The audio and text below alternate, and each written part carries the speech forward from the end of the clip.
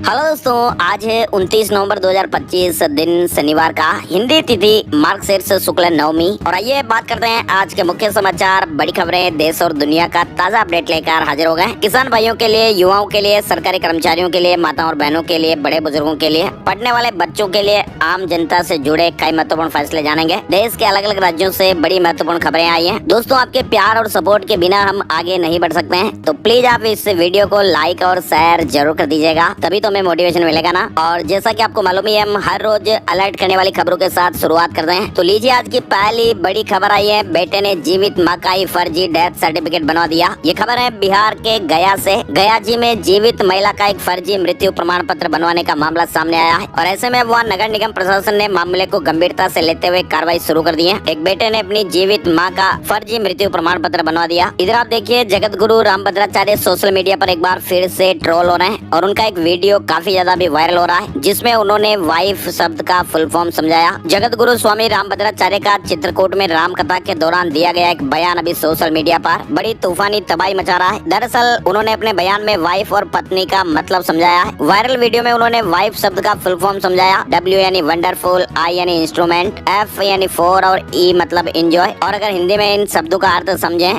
तो यही निकल कर आया कि पत्नी आनंद का साधन है। विवाहित लोग ही इसका सही अर्थ समझ सकते हैं। दरअसल इस तरह का वीडियो 25 जुलाई 2025 को रामभद्राचार्य जी के YouTube चैनल पर पोस्ट किया गया था। WIFE यानी वाइफ और पत्नी में क्या अंतर है, रामभद्राचार्य जी ने समझाया था। हालांकि वीडियो में केवल वाइफ वाले पार्ट को ही ट्रोल किया गया। वहीं जगत गुरु रामभद्राचार्य ने कहा कि हमारे यहाँ भारतीय संस्कृति में पत्नी होती है, जिसका मतलब जो यज्ञ में अपने पति का साथ दे उसे पत्नी कहते हैं। यानी अंग्रेजी और हिंदी में विश्लेषण किया जा रहा था, और अब ट्रोल हो गए। बच्चों से जुड़ी बड़ी खबर आ रही है। बच्चों के मोबाइल इस्तेमाल पर गाइडलाइन बनेगी। 3 से ज्यादा सिम कार्ड पर रोक लगेगी। जोधपुर हाईकोर्ट ने कहा कि Rajasthan cyber crime control centre बनाए। जोधपुर हाईकोर्ट ने साइबर फ्रॉड और डिजिटल अरेस्ट के बढ़ते मामलों पर रिपोर्टेबल जजमेंट सुनाया है। आदेश के मुताबिक किसी भी व्यक्ति के नाम 3 से अधिक सिम कार्ड जारी करने पर रोक के लिए एक SOP बनेगी। 16 साल से कम उम्र के बच्चों के लिए स्कूल में मोबाइल, ऑनलाइन गेम्स और सोशल मीडिया के इस्तेमाल पर गृह विभाग को शिक्षा विभाग और अभिभावक संगठनों के साथ मिलकर SOP बनाने को कहा गया है। मध्य प्रदेश में 30 करोड़ की MD ड्रग्स पकड़ाई गई। नीमच में खेत में बनी थी अवैध फैक्ट्री, 3 तस्करों को गिरफ्तार किया गया है। राजस्थान के बाड़मेर से भी बड़ी दर्दनाक खबर सामने आ रही है। मरीज को हॉस्पिटल ले जा रहे एक लैब टेक्नीशियन को हार्ट अटैक आ गया, जान चली गई। दरअसल ड्राइवर और उनके साथ बैठे लोग उन्हें बाड़मेर हॉस्पिटल लेकर पहुंचे, लेकिन जान नहीं बचाई जा सकी। कानपुर में एक ऑनलाइन मीटिंग में कृषि वैज्ञानिक की जान चली गई। रिव्यू मीटिंग में कुर्सी से नीचे गिरे, साथियों ने CPR भी दिया लेकिन बच नहीं पाए। उत्तर प्रदेश कानपुर से जुड़ी खबर है। कानपुर में एक ऑनलाइन मीटिंग में कृषि वैज्ञानिक की हार्ट अटैक से जान चली गई। 55 साल की उनकी उम्र बताई जा रही है। अच्छा, इसके अलावा एक बड़ी दर्दनाक खबर उत्तर प्रदेश से एक और आ रही है। बरेली में 5 साल के बेटे का एक दर्द आप भी देखिएगा। SIR ड्यूटी में पिता की जान चली गई, और 3 महीने पहले ही बच्चे की मां की जान चली गई थी। बच्चे की मां की कैंसर की वजह से जान चली गई थी, और अब इन बच्चों के पिताजी भी नहीं रहे। 26 साल के एक युवक सहायक शिक्षक सर्वेश कुमार जी, BLO ड्यूटी के दौरान उनकी जान चली गई। 3 महीने पहले माँ को खोया और अब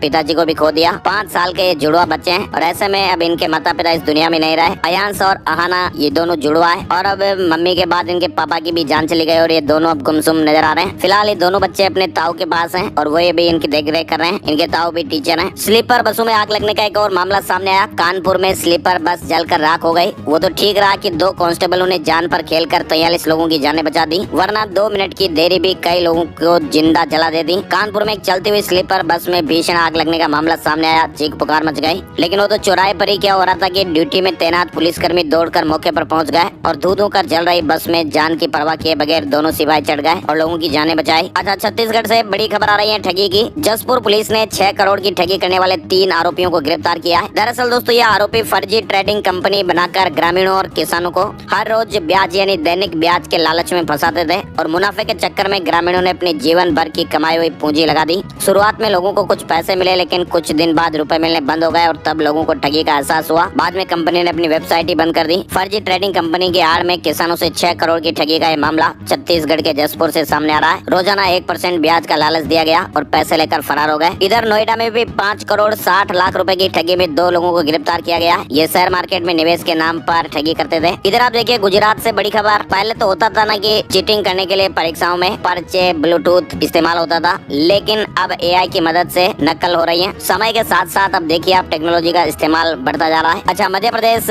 देश का पहला राज्य बना है। मनरेगा मजदूरी अब पुरुष मुखिया नहीं, महिलाओं के बैंक खातों में जाएगी। मध्य प्रदेश सरकार ने महिलाओं को आर्थिक रूप से सशक्त बनाने की दिशा में ये बड़ा कदम उठाया। अब राज्य में माँ का बगिया योजना के तहत मनरेगा की राशि सीधे ही महिला के बैंक खाते में जाएगी, न कि पुरुष मुखिया के। और इस तरह का मॉडल अपनाने वाला मध्य प्रदेश देश का पहला राज्य बना है। साथ ही एक बड़ी चौंकाने वाली खबर सामने आ रही है। देश के अस्पतालों में एंटीबायोटिक दवाइयां निष्प्रभावी होती जा रही हैं और ऐसे में दोस्तों महामारी का खतरा बढ़ गया है। स्वास्थ्य विशेषज्ञों ने इस स्थिति पर चिंता भी व्यक्त की है। अभी हाल ही के अध्ययनों से पता चला कि सामान्य संक्रमणों के इलाज के लिए इस्तेमाल की जाने वाली कई तरह की एंटीबायोटिक दवाइयां अब प्रभावी नहीं रही, क्योंकि बैक्टीरिया में दवा प्रतिरोधक क्षमता विकसित हो रही है। और विशेषज्ञों ने अब सरकार से तत्काल कदम उठाने का आग्रह किया है। ICMR की एक नई रिपोर्ट ने देश के हॉस्पिटलों में बढ़ते एंटीबायोटिक प्रतिरोध को लेकर एक गंभीर चेतावनी जारी की है। चलिए आगे बढ़ते हैं। बड़ी खबर, एशिया पावर इंडेक्स 2025 में भारत तीसरे स्थान पर पहुंच गया है, जो कि भारत की बढ़ती वैश्विक शक्ति का प्रमाण है। अमेरिका और चीन के बाद भारत ने 40 के स्कोर के साथ ये उपलब्धि हासिल की है। मजबूत अर्थव्यवस्था, बढ़ता राजनीतिक और कूटनीतिक प्रभाव, तकनीकी प्रगति और सैन्य क्षमता में सुधार के प्रमुख कारण है। और ऐसे में दुनिया में भारत का दबदबा बढ़ा है। एशिया पावर इंडेक्स में भारत तीसरे स्थान पर रहा। इधर आप देखिए, दिल्ली में अब लोग हॉट एयर बैलून की सवारी का भी आनंद ले पाएंगे। दिल्ली सरकार 29 नवंबर से इसे शुरू करने वाली है, यानी आज से ही। साथ ही बड़ी खबर आ रही है, गरिमा के साथ परिवार को सौंपे जाए पार्थिव शरीर, एमसेक प्रोटोकॉल तैयार कर रहा है। अब अमेजन और फ्लिपकार्ट पर भी लोन मिलेगा। ई कॉमर्स कंपनियों का वित्तीय सेवाओं के क्षेत्र में प्रवेश हो रहा है। भारत का डिजिटल बाजार तेजी से बढ़ रहा है और अब ई कॉमर्स कंपनियां भी सिर्फ प्रोडक्ट बेचने तक सीमित नहीं रहना चाहती। अमेजन और फ्लिपकार्ट दोनों ये वित्तीय सेवाओं में कदम बढ़ा रही हैं और अब नए कंज्यूमर लोन प्रोडक्ट लॉन्च करने की तैयारी में है। साथ ही आपको बताएं, 1 दिसंबर से संसद का शीतकालीन सत्र भी शुरू हो रहा है। सरकार ने 10 विधेयक पेश करने और वंदे मातरम पर चर्चा कराने की योजना बनाई है। हालांकि विपक्ष SIR के मुद्दे पर सरकार को घेरने के लिए तैयार है। इंस्टाग्राम पर रील बनाने वालों के लिए भी बड़ी खबर आई है। मेटा प्लेटफॉर्म ने इंस्टाग्राम, फेसबुक और एडिट्स ऐप के लिए नई भारतीय भाषाओं का सपोर्ट शुरू किया है। यानी अब क्रिएटर्स अपनी रील और टेक्स्ट को और भी ज्यादा इंडियन लैंग्वेज ऑडियंस तक पहुंचा पाएंगे। क्रिएटर जल्द ही अपने रील को 5 नई भारतीय भाषाओं बंगाली, कन्नड़, मराठी, तमिल और तेलुगु में ट्रांसलेट कर पाएंगे। चलिए बड़ी खबर देखिए, ताजिकिस्तान अफगानिस्तान सीमा पर हालात गंभीर बने हुए हैं। तुरंत खाली करो अफगान बॉर्डर। तनाव के बीच चीन ने अपने नागरिकों को अलर्ट जारी किया है। यूक्रेन से जुड़ी बड़ी खबर देखिए, यूक्रेन शांति वार्ता टीम के प्रमुख का इस्तीफा। भ्रष्टाचार मामले में जेलेंस्की के सबसे भरोसेमंद है और इनकी विदाई हो गई है। यानी यूक्रेन में भ्रष्टाचार की जांच में राष्ट्रपति जेलेंस्की के सबसे करीबी सहयोगियों में शामिल एंट्री यरमार्क का इस्तीफा हो गया है। सुप्रीम कोर्ट ने देश भर की प्राइवेट यूनिवर्सिटीज के ऑडिट के आदेश जारी कर दिए हैं। सुप्रीम कोर्ट ने एक स्टूडेंट के अपना नाम बदलने की याचिका पर सुनवाई करते हुए पूरे देश की प्राइवेट और डीम्ड यूनिवर्सिटियों के ऑडिट के आदेश दिए हैं। दरअसल 23 साल की आयशा जैन ने 2021 में अपना नाम खुशी से बदलकर आयशा रखा था। सभी डॉक्यूमेंट्स में भी नाम बदला गया, मगर 2023 में MIT बिजनेस स्कूल ने उसका नाम अपडेट करने से मना कर दिया और क्लासेज लेने से रोक दिया। ये मामला सुप्रीम कोर्ट पहुंचा और अब सुप्रीम कोर्ट ने देश भर की प्राइवेट और डीम्ड यूनिवर्सिटियों के ऑडिट के आदेश दिए हैं। आतंकी डॉक्टर आदिल की व्हाट्सएप चैट भी सामने आई है। अस्पताल प्रबंधन के सामने वो गिड़गिड़ाया, विस्फोटक के लिए सैलरी से 8 लाख रुपए तक दिए। गिरफ्तार डॉक्टरों की बैंकिंग डिटेल और मोबाइल रिकॉर्ड से कई सारे सबूत भी मिले। डोनाल्ड ट्रंप ने कहा कि गरीब देशों के शरणार्थियों को घुसने नहीं दूंगा, अमेरिका से प्यार नहीं करने वालों को भी निकालूंगा। फिलहाल 19 देश रडार पर हैं। रूस के राष्ट्रपति व्लादिमीर